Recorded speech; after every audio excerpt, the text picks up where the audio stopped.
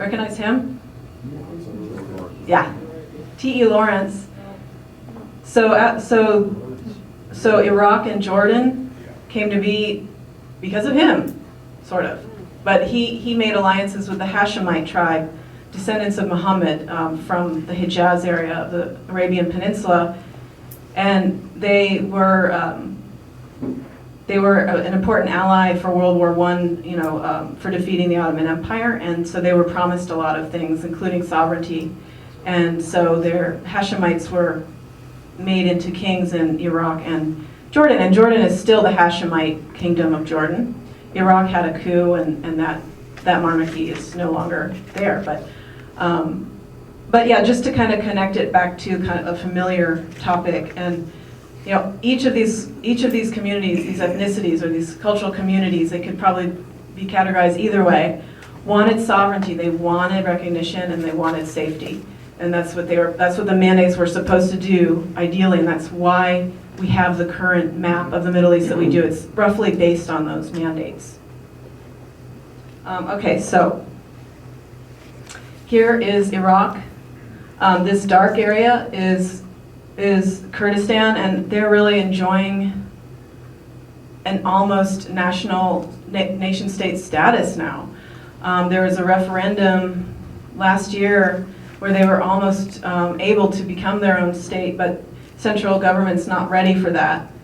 And the presence of what most people are now calling Iraqi Kurdistan is really agitating Iran and Turkey, who don't want the Kurds in their states to seek independence and to take territory away from them and to create kind of a threat in their land. So there's Iraqi Kurdistan, and Kurds are generally Sunni Muslim, okay, and Iraq is both Sunni and Shia, but the Kurds there are Sunni, and there's been conflict between those groups, so that they're a minority in every state they're in, either culturally, religiously, or linguistically.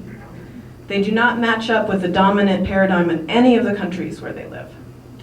They somehow have a major difference in no matter where you're talking about. Okay, so in Iraq, they're Sunni and they speak a Persian language and not Arabic. All right, and then now we have Iran, and they're also mostly Sunni in Iran. A few of them are Shia toward the south of their territory, like down here they're Shia. Iran is Shia or Shiite. It's the state religion. It's a very important part of the power structure there. So being Sunni is already kind of a rebellious identity, and there has been activism toward independence also in Iran that has been actively thwarted by the Iranian government with jailings and so forth. So that's the situation in Iran. And then here we have what people are now calling Rojava. Rojava is in the Kurdish language, and it refers to pockets on the Taurus Mountains. These areas here, here, and here. Kobani was in the news a lot because they were fighting ISIS there, the so-called Islamic State. And just like the newspaper article this gentleman shared with us, Kurds and their military prowess are making people stand up and notice them now because of their efficacy against the Islamic State. Suddenly they become very important in the world. But they have their own issues that they're dealing with and their own reasons for fighting. And it's not all about us or about Russia or about Turkey. They have their own, agenda and their own goals. So Rojava has become a place of refuge for a lot of ethnicities too, I should say. Like anyone who is escaping the Assad government, who feels persecuted, a whole range of people are going there because they feel like they can have any identity and feel accepted there.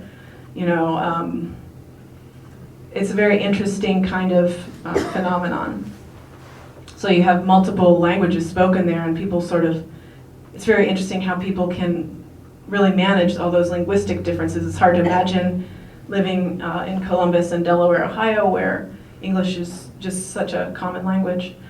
But this is the map of Syria, and you can see this is traditionally where Kurds have been in Syria, this kind of pie piece there and here. And so now these are Rojava, or people are calling them Rojava, but it's just where Kurds have lived. Of course, pockets of Kurds come down below the mountains, but this is where they've been concentrated, and now there's a pocket here as well.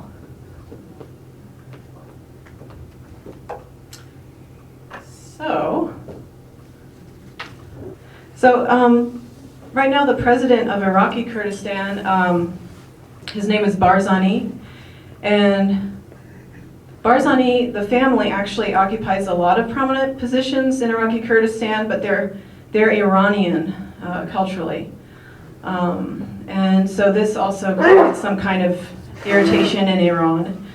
And it's also interesting how, maybe because of cultural ties with Persian culture, you have this, it's less of a divide in terms of culture across that border, and you have families and tribes that have been crossing that border for much longer than it's existed. So there's probably a lot more similarity across that border in terms of Kurdistan and culture. And Barzani has really talked openly about wanting an independent Kurdish state and fulfilling that dream. To what extent do they utilize the oil income in their Kurdish areas? He asked to what extent they use the oil income, and I don't know to what extent that they use it, but I can say that has helped them be much more stable. They've stabilized their culture by instituting excellent universities and investing that money pretty wisely in terms of gathering their community together. And there's still a lot of divisions and conflicts between the different parties that are there. But I think the economic factor can't be ignored, that's helped them unify when a lot of times communities that are under threat are also economically suffering, and it's very hard for them to unify. There's a lot of infighting. But I think that economic basis has allowed them to overlook those differences because life is getting better. They feel more confident, more powerful with some, economic base there. Are women being admitted to those universities? I know that a fifth of the fighting forces are women, so yeah. So there's more freedom for women in the Kurdish culture than in the Shia and Sunni cultures in that area? Oh yeah, that's a great question. So he's asking about freedom for women. There's a big difference, across all these borders we've been talking about for women. If we just shift gears for a minute to gender, Saudi Arabia is kind of an example that sometimes gets conflated with other Muslim-majority Arab countries. In most Muslim-majority countries, women are going to university and schools and, are incredibly powerful women and powerful people. Including in Saudi Arabia, but in Saudi Arabia they have these really strict gender segregation policies so that if you go to university there, you're like, where are the women? But they're on the other side of a curtain. Because there's an idea that to respect the culture there and the traditions, that you have to have this very strict interpretation of Islam and also of local traditions about keeping the genders apart. Which is a whole other lecture, but it's not really like that in most Muslim-majority countries because people want their daughters to have an education. They want them to be able to have that security of being able to get a job. If even if it's a very traditional woman and she's not looking to be the breadwinner in her household, having that as a backup in case something were to happen to the male family member is very, recognized as a very important thing, seen as desirable for mothers. There's a whole range of perspectives on women. So, yeah, absolutely, women are going to college in Kurdistan as they are in Turkey. I've been to Turkey regularly, and, God, I wish I could transport you there right now because when you talk to young women there, it's unbelievable. I mean, they're just like, yeah, I'm gonna be a physicist. I mean, very common.